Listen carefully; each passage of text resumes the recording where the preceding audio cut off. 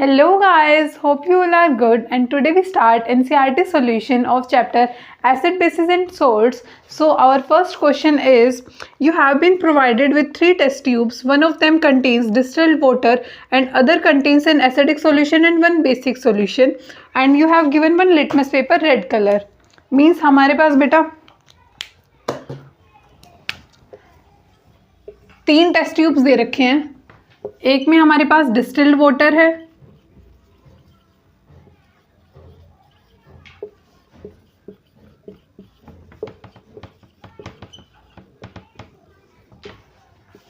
बेटा ये सॉल्यूशंस हमें दे रखे हैं और हमें सिर्फ एक लिटमस पेपर दिया है जो किस कलर का है, रेड कलर का. तो हमें कैसे पता लगेगा कि कौन से सॉल्यूशन में डिस्टिल वाटर है, कौन से में एसिड है, कौन से में बेसिक है. तो हम क्या करेंगे, जो हमें रेड लिटमस पेपर दे रखा है ना, उसे हर एक टेस्ट ट्यूब के अंदर डिप करेंगे और जिस टेस्ट ट्यूब के अंदर रेड लिटमस ब्लू लिटमस में कन्वर्ट हो जाएगा वो सॉल्यूशन होगा हमारा बेसिक सॉल्यूशन. अब रेड लिटमस अगर हमारा ब्लू में कन्वर्ट हो गया, मीन्स हमारे पास ब्लू लिटमस पेपर आ गया, तो बेटा इस ब्लू लिटमस पेपर को बाकी 2 टेस्ट ट्यूब्स में डालेंगे, जिसमें जो ये ब्लू लिटमस पेपर है रेड में कन्वर्ट हो जाएगा वो होगा हमारा एसिडिक सॉल्यूशन. और उसके बाद जो रेड लिटमस पेपर आएगा, ये रेड लिटमस पेपर जिस भी सॉल्यूशन में हम डिप करेंगे और वो न्यूट्रल आता है, कोई कलर चेंज नहीं करता, वो सॉल्यूशन होगा हमारा डिस्टिल्ड वाटर सॉल्यूशन. होप आप सबको क्लियर होगा. अब नेक्स्ट क्वेश्चन पे चलते हैं. मीन्स पेज नंबर 22 पे. सो फर्स्ट क्वेश्चन है पेज नंबर 22 पे, why should curd and sour substances not be kept in brass और कॉपर वेसल्स. मीन्स देखो, कर्ड और श्योर सब्सटेंस मैंने आपको बताया था कि जो भी खट्टी चीज़ें होती है, आपको पता है कर्ड भी खट्टा होता है हमारा, और जितनी भी खट्टी चीज़ें होती है उनके अंदर एसिड प्रेजेंट होता है. तो एसिड प्रेजेंट है. कॉपर और ब्रास हमारे क्या है बेटा, मेटल है. तो ये रिएक्शन मैंने पढ़ाई थी आपको, एसिड प्लस मेटल मीन्स एक सोल्ट बनाते हैं, मीन्स एक मेटल कंपाउंड बनाते हैं. वो मेटल कंपाउंड जो भी फॉर्म होगा वो हाईली पॉइजनस होगा. तो वो पॉइजनस फिर हमें क्या कर देता है, फूड पॉइजनिंग हो जाती है उससे. इसीलिए हम लोग कभी भी जो हमारे खट्टी चीज़ें होती हैं उन्हें कभी भी मेटल की चीज़ों में नहीं रखते. सेकेंड क्वेश्चन हमारा, which gas is liberated when acid reacts with metal. देखो हमने यही पढ़ा था, एसिड प्लस मेटल हमारे पास क्या फॉर्म हुआ था, सोल्ट प्लस H2. ये हमारे चैप्टर की पहली ही रिएक्शन थी, आप सबको याद होगा. और H2 का मैंने टेस्ट भी बताया था कि टेस्ट कैसे करते हैं हम लोग. जब भी जिस भी एक्सपेरिमेंट में हमारे पास हाइड्रोजन गैस आएगी, उसमें हमेशा मैंने बताया था एक पॉप साउंड होती है हाइड्रोजन की बर्निंग की. हम उसे कैंडल से बर्न करके टेस्ट करेंगे, और जब हम बर्न करेंगे अगर हमें पॉप साउंड सुनने को मिल रही है तो मीन्स हाइड्रोजन की वहाँ पे प्रेजेंस है. ठीक है, अब हम अपने थर्ड क्वेश्चन पर चलते हैं. Metal compound A reacts with dilute HCl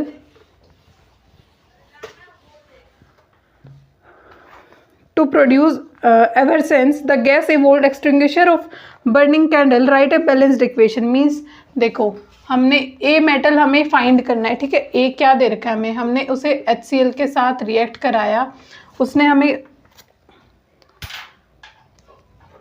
HCl के साथ हमने उसे रिएक्ट कराया बेटा. उसके बाद हमारे पास CaCl2 plus CO2 plus H2O release हो रही है. ठीक है, तो यही रिएक्शन हमारी चैप्टर की थर्ड रिएक्शन थी. जब हमने कार्बोनेट्स के साथ रिएक्शन कराई थी एसिड की, तो उसमें हमने क्या लिया था, CaCO3. तो यहाँ पे जो A फॉर्म्ड होगा, जो कंपाउंड होगा, वो होगा कैल्शियम कार्बोनेट.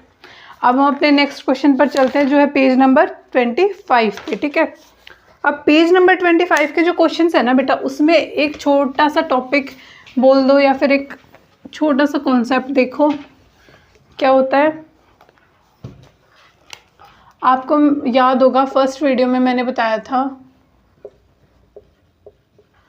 जो एसिड और बेस होता है, एसिड के पास कोई H प्लस की कंसंट्रेशन होती है, H प्लस आयंस की कंसंट्रेशन होती है, बेस के पास OH माइनस आयंस की कंसंट्रेशन होती है. ठीक है, तो हमारे पास फर्स्ट क्वेश्चन है, सिर्फ आपको ये बात याद रखनी है, एसिड के पास H प्लस कंसंट्रेशन होती है, बेस के पास OH माइनस आयंस की ज़्यादा कंसंट्रेशन होती है. पहला क्वेश्चन हम अपना देखते हैं.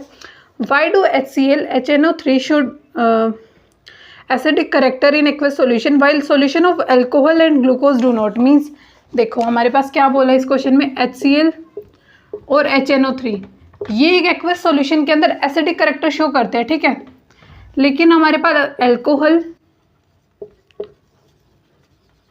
एंड ग्लूकोज जो होता है ना वो एसिडिक कैरेक्टर नहीं देता। क्यों नहीं देता बेटा?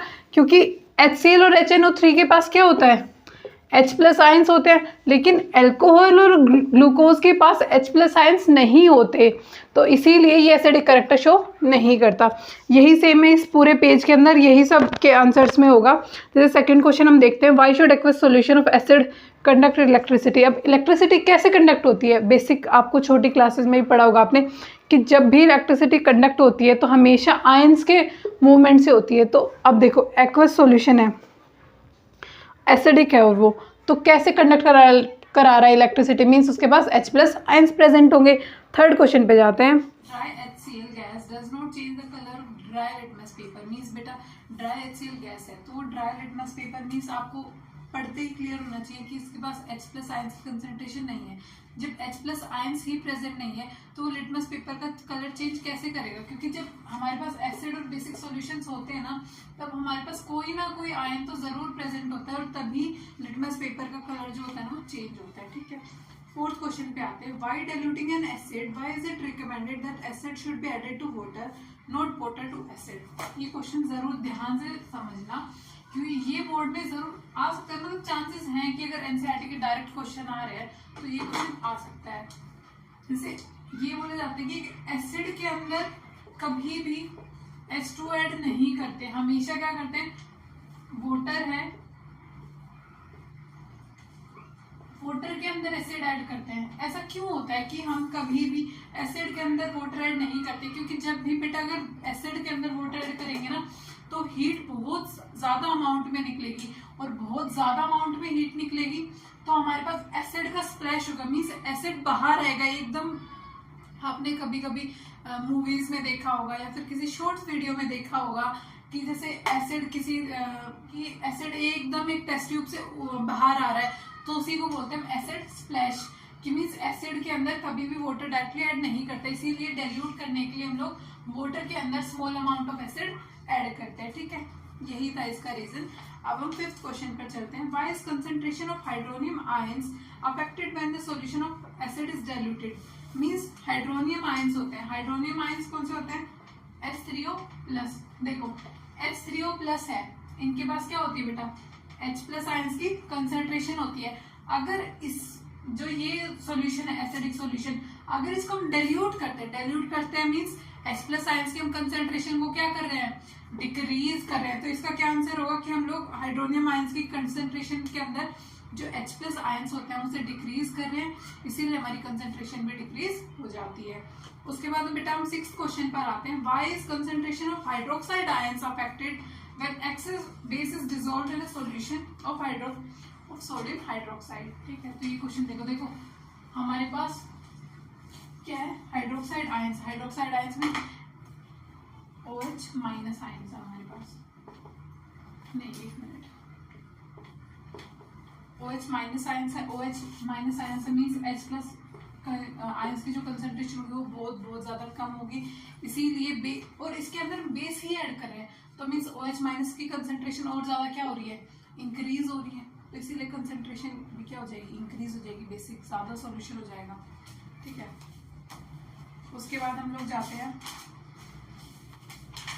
पेज नंबर 28 पे। बेटा पेज नंबर 28 का पहला क्वेश्चन है, you have been given A and B solution, the pH of A solution is 6। Means A वाला जो सॉल्यूशन है ना उसका pH कितना है?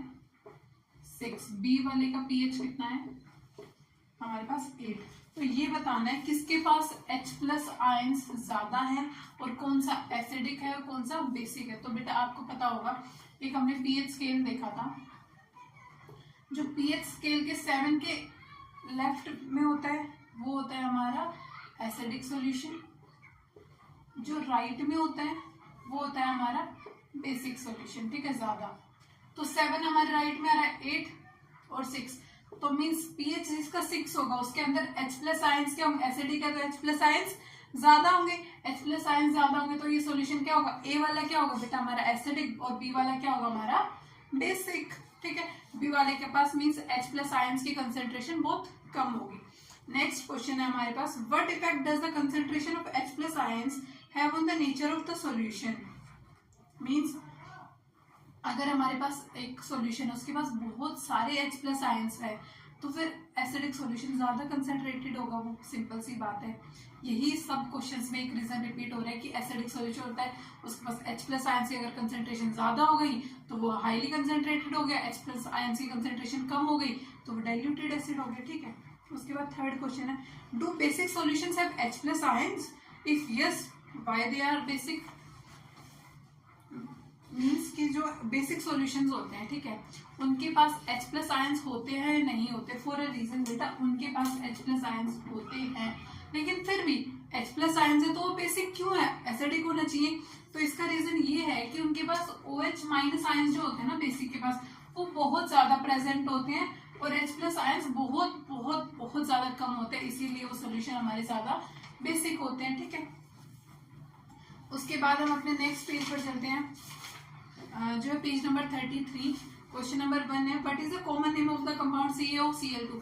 बेटा अब आप पेज नंबर 30 पे फ्लिप करके देखो, ब्लीचिंग पाउडर का हमने प्रिपरेशन भी पढ़ी थी, यूजेस भी पढ़े थे। तो ब्लीचिंग पाउडर के प्रिपरेशन रिएक्शन में फॉर्मेशन में CaOCl2 लिखा है, ये फॉर्मूला होता है हमारा ब्लीचिंग पाउडर का, ठीक है। नेक्स्ट क्वेश्चन है आपका, name the substance which on treatment with chlorine yields bleaching powder. Same page पे सेम पैराग्राफ देखो, सेकेंड लाइन है, this chlorine gas is added for manufacturing of bleaching powder. Bleaching powder is produced by the action of dry slaked lime means calcium hydroxide. ये हमारी last second line पे गया कि इसकी presence में dry slaked lime और chlorine को जब हम मिलाते हैं तो हमारे पास क्या फॉर्म होता है, ब्लीचिंग पाउडर, ठीक है। उसके बाद हम अपने थर्ड क्वेश्चन पर चलते हैं, name the sodium compound which is used for softening of hard water. देखो पेज नंबर 32 पे बेटा, वॉशिंग सोडा के जब आप यूजेस देखेंगे तो लास्ट यूज है, it is used for removing permanent hardness means water को सॉफ्ट बनाने में। तो ये कौन सा है, वॉशिंग सोडा कंपाउंड है मींस, पर इसका केमिकली नेम क्या होता है, सोडियम कार्बोनेट, ठीक है, NaCO3, तो 10H2 भी लगा सकते हो आप, ठीक है। उसके बाद इसकी फोर्थ क्वेश्चन है हमारे पास, what will happen if a solution of sodium hydrocarbonate is heated, give the equation of the reaction involve. देखो बेटा आप पेज नंबर 31 पे आएंगे, बेकिंग सोडा जो हमारे पास टॉपिक है उसकी सेकंड रिएक्शन आप देखेंगे कि उस रिएक्शन में हमें क्या बोला है कि सोडियम हाइड्रोजन कार्बोनेट मैंने आपको बताया था सोडियम बाइकार्बोनेट्स ही होते हैं। इसको जब हम हीट करते हैं तो हमारे पास क्या फॉर्म होता है, sodium bicarbonate means washing soda plus water release होता है। आपने ये पूरी रिएक्शन देखी होगी, मैं आपको लिख के बता देती हूँ एक बार। बैलेंस इक्वेशन ही दे रखी है और एनसीईआरटी में मैंने आपको बोला भी था, जब भी आप अपने टेस्ट में या फिर किसी भी एग्जाम के अंदर रिएक्शन लिखेंगे तो हमेशा हम लोग क्या लिखेंगे, एक बैलेंस इक्वेशन ही लिखेंगे। तो हम इसकी रिएक्शन देखते हैं, NaHCO3 gives Na2CO3 plus water plus CO2, ठीक है। ये हमारे पास हमारे रिएक्शन आ गए। तो उसके बाद हमारा लास्ट क्वेश्चन आता है बेटा, उसके बाद हमारे इंटेक्स्ट क्वेश्चन यहीं पर खत्म होते हैं। Right an equation two show the reaction between plaster of Paris and water. 33 page number पर ये हमारे पास फर्स्ट रिएक्शन दे रखी है प्लास्टर ऑफ पेरिस की और जिप्सम की, यही हमारे 5th क्वेश्चन का आंसर है।